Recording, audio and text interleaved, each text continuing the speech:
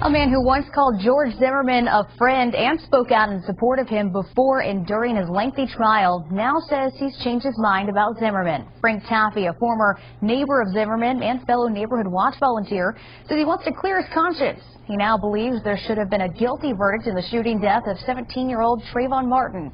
News 13's John W. Davis went one-on-one with Taaffe about his change of heart.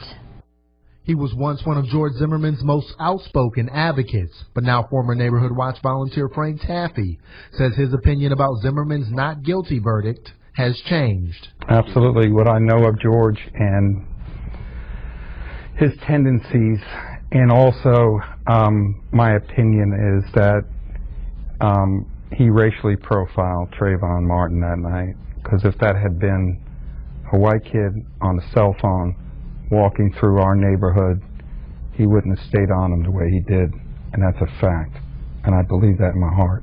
But that's not what Taaffe told News 13 numerous times after the shooting, including during an interview back in May 2012. George Zimmerman, once again in a position or in a volunteer role, wanted to ensure the safety of the community that he lived in, and he became the victim. You know, I can only ask for the country to forgive me. And today I believe that he racially profiled him based on the color of his skin.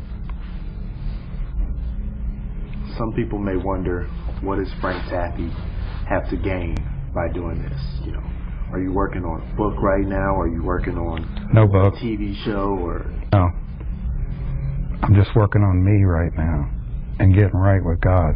Taaffe says his brother's death last month and the death of two of his sons over the past few years has changed him. Taaffe says he also has a message for Trayvon Martin's parents. Yes, I'm sorry that you lost your son. I know what that's like, and I wish things had been different. We reached out to George Zimmerman through his brother Robert. Both declined to comment. George Zimmerman was found not guilty of second-degree murder last July. The Department of Justice has an open investigation into the death of Trayvon Martin to see if any of his civil rights were violated. John W. Davis.